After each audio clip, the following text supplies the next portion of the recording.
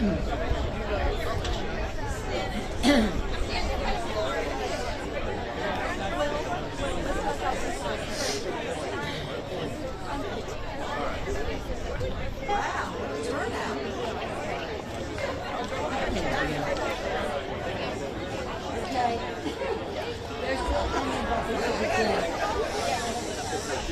morning.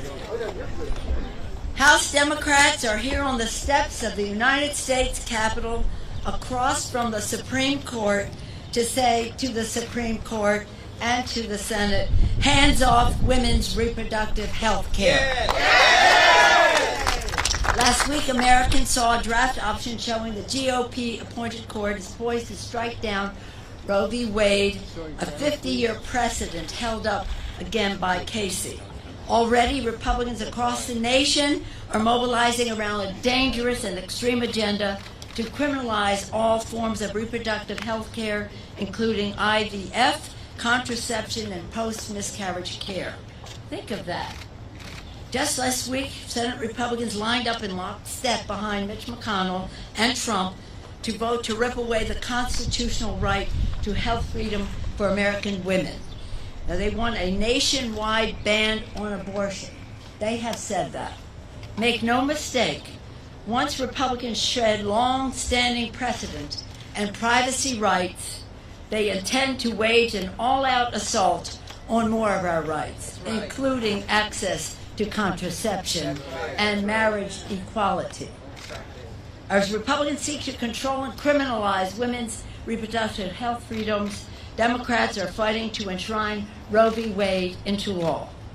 Thank you to the pro-choice caucus led by Representative Diana DeGette and Congresswoman Barbara Lee, and for Representative Judy Chu, the author of the Women's Health Protection Act, for making, we were ready when Texas did what it did. It caused vigilantes to go after people who wanted to be healthy.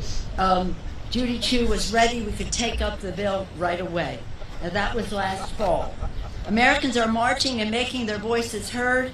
Public sentiment is everything. We will never stop fighting for patients and their healthcare providers to defend the rights of women and all Americans. And now I am pleased to yield to a champion for women's reproductive freedom, Congresswoman Barbara Lee of California.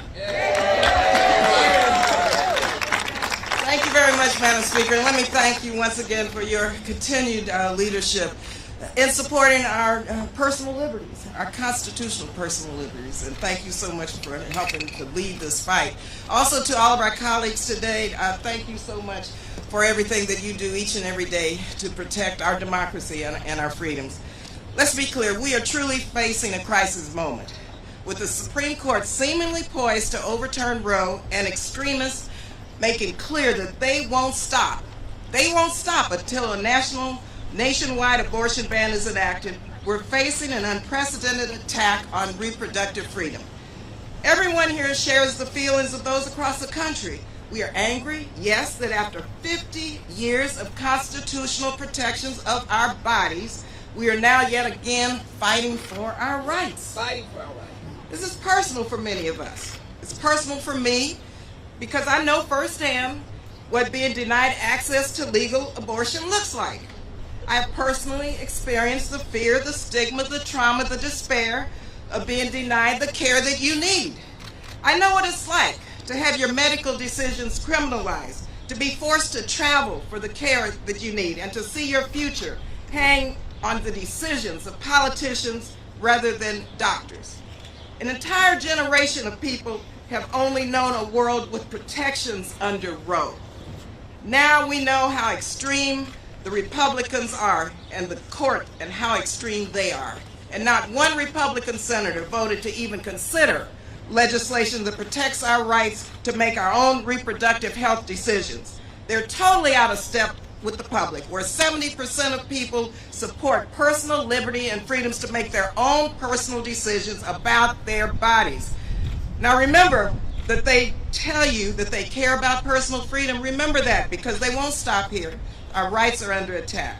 And so as co-chair of the pro-choice caucus, My colleagues and I will continue exploring every single legislative and administrative angle, leaving no stone unturned as we look for any immediate solutions to ease this crisis. And yes, we're going to continue putting pressure on the Senate to act to pass the Women's Health Protection Act. We're going to keep fighting for that. And let's not forget that abortion is still legal, though. The ruling is not final, even though we anticipate this to be the decision. So we must continue to fight. This weekend, people from around the country will be joining on the National Mall and in our districts to make their voices heard. And so I hope to see each and every one of our colleagues and the public at one of these rallies, because I know we're going to turn out en masse. We're not going to be denied the right to make decisions about our own bodies. We'll not stop fighting until everyone, and I mean everyone, has access to safe, legal, and accessible abortions, no matter their income, their zip code, or their race. Thank you again, and I'll yield back to our speaker.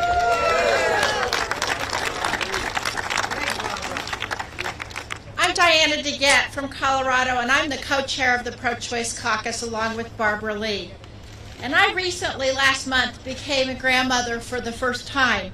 And I was shocked to learn last week that my brand new little granddaughter will have fewer rights than I have or her mother has. And that is wrong, and that is un-American, and we are not going to let that happen.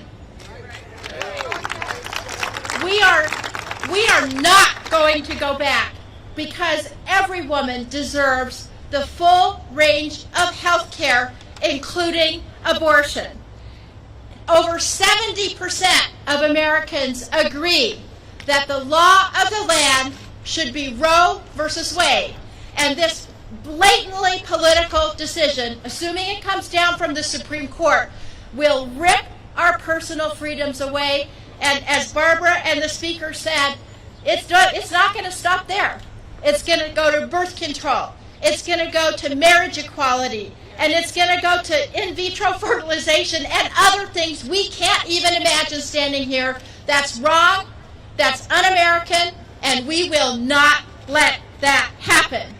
We need to make Roe versus Wade the law of the land so that a woman in Alabama has the same right to health care as a woman in my state of Colorado. We can't have a two-part system, and we're not going to have it. Because I just want to say this.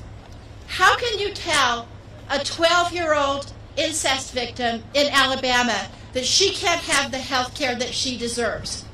How can you tell a woman in Texas who has 5 children and is working 3 jobs to feed them that she can't have the health care that she needs? And how can you tell a woman in Mississippi who has severe fetal deformities that she can't have the health care that she needs? We're not going to tell them that. We are going to work every day. We are going to work every way to make sure everybody in this country has the health care that they need. As you heard, the House has acted. We passed Judy Chu's Women's Health Protection Act to put Roe versus Wade into law. So what's the answer? The answer is everybody in this country has to mobilize today, tomorrow, next week, and in November to make sure we keep a pro-choice majority in the House, that we have a pro-choice majority in the Senate, and that we protect everybody's right to health care. Because as our dear friend and our soulmate John Lewis said, never give up and never give in, and we are not going to. We're going to fight every day. Thank you.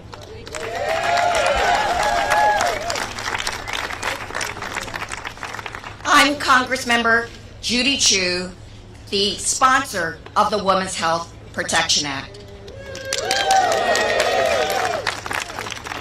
Last week, a bomb was dropped on all of us when we learned that there was a draft decision showing 5 Supreme Court justices would overturn Roe versus Wade, ripping away rights from millions of women. When I first read it, I was angry. I was appalled. I was heartbroken, but I was not shocked, because Republicans have been telling the American people that they plan to overturn this decision for decades. I thought about the millions of women whose rights would be taken away from them.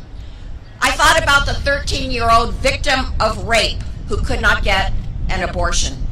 I thought about the woman with an ectopic pregnancy whose life would be threatened who could not get an abortion. I thought about the woman with multiple children facing a devastating financial crisis who could not get an abortion. And I thought about how desperate they must feel in this situation.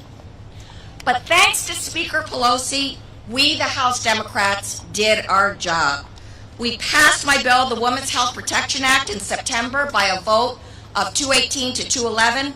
It was the most supported abortion rights bill in the history of Congress. And we have the strong support of President Biden. So we just needed the Senate. Thankfully, Leader Schumer quickly scheduled a vote. Going into it, we knew the numbers were against us, but we also knew how important this fight was and how many people were clamoring for action. So I want to thank our organizer, CPC Chair Pramila Jayapal, who led this march, and everyone joined as we went across the Capitol. We were loud, we were forceful, and we piled into the Senate gallery to show our support for the senators that voted for the bill. Even though Senator Manchin did not join, all of the other 49 Senate Democrats did. I also want to talk about the two so-called pro-choice Republicans who voted against WIPA because they said our bill goes too far. Well, that's not true. It does exactly what we need it to do, uphold Roe versus Wade. But you know what goes too far? It's the actual Republican agenda to completely outlaw abortion in every state of the union. Yeah, a federal ban. And that is why people are galvanized. That is why people are marching. This is not the end of the process. This is the beginning. It's the beginning of the march towards the November elections.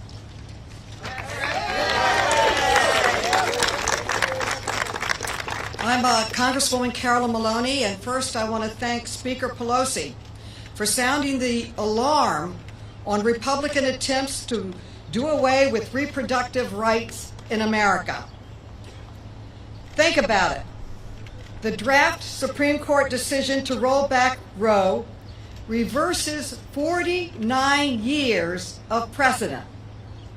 It defies the precedent of precedent itself, a cornerstone of the Supreme Court.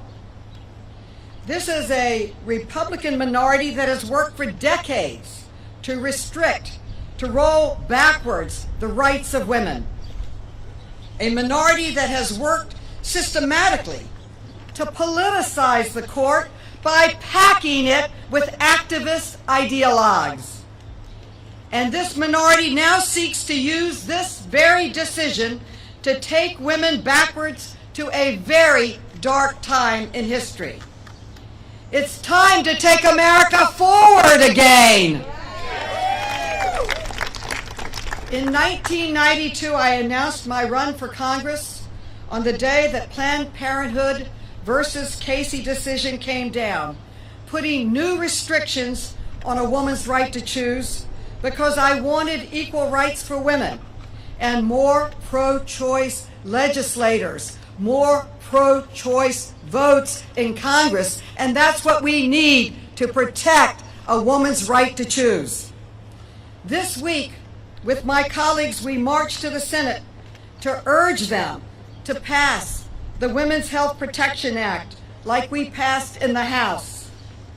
Rolling back Roe lays the groundwork for the court to also take us backward on fundamental rights like access to contraception and marriage equality.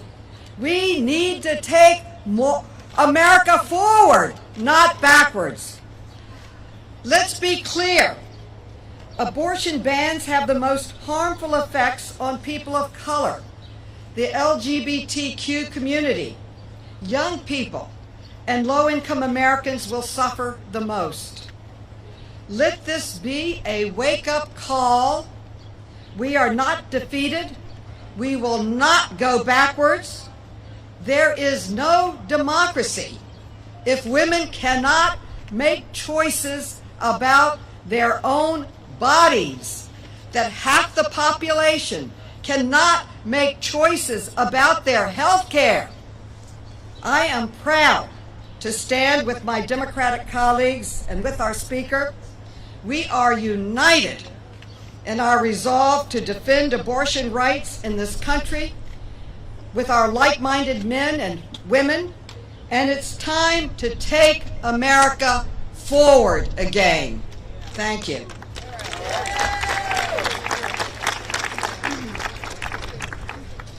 Buenos dias. Good morning, everyone.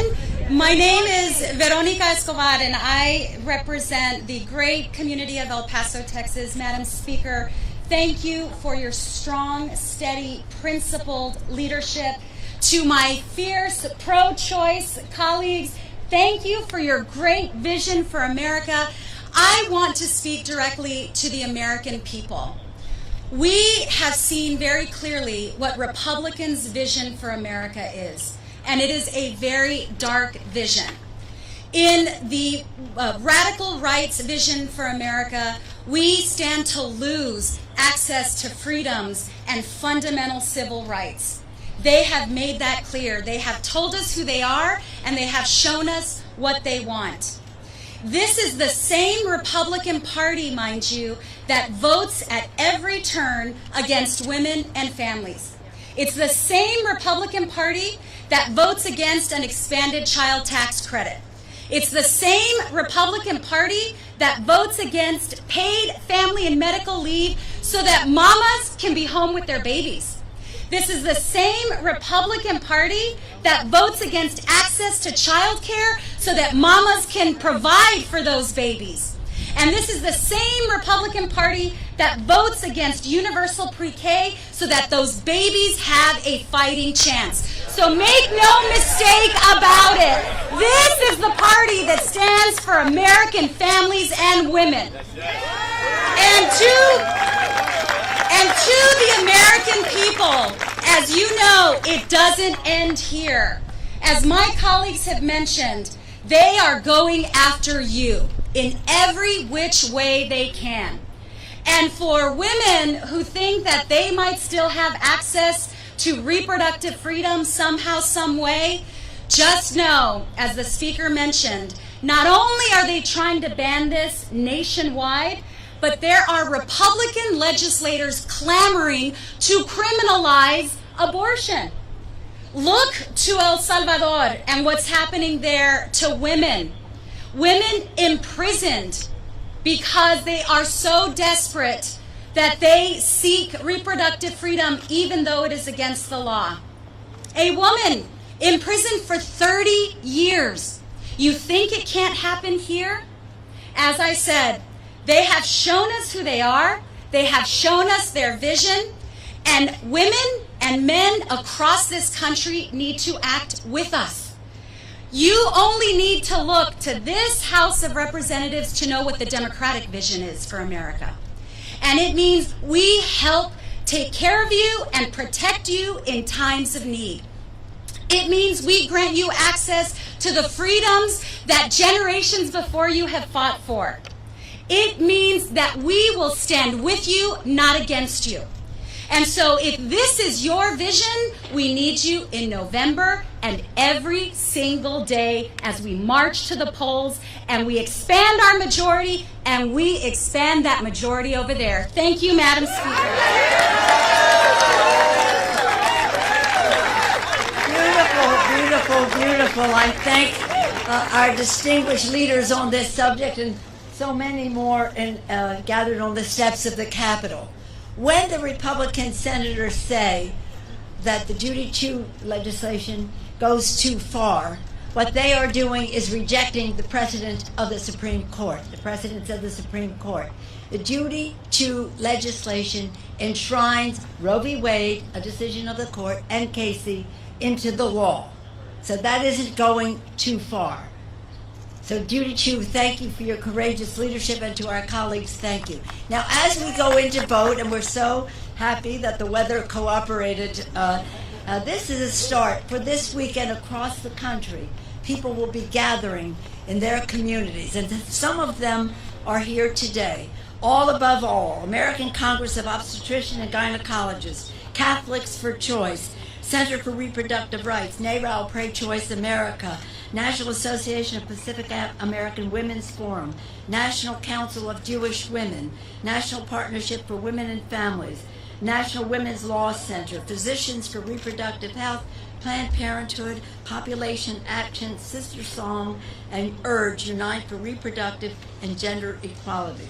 To the Supreme Court, to the Republicans in Congress, to state governments across the country, we want you to know we fully intend to protect Roe v. Wade, and we will be doing it every single day to protect those who seek care and those who provide care. Are we ready for this fight? I thought so. Now we have to go vote. Thank you all very much.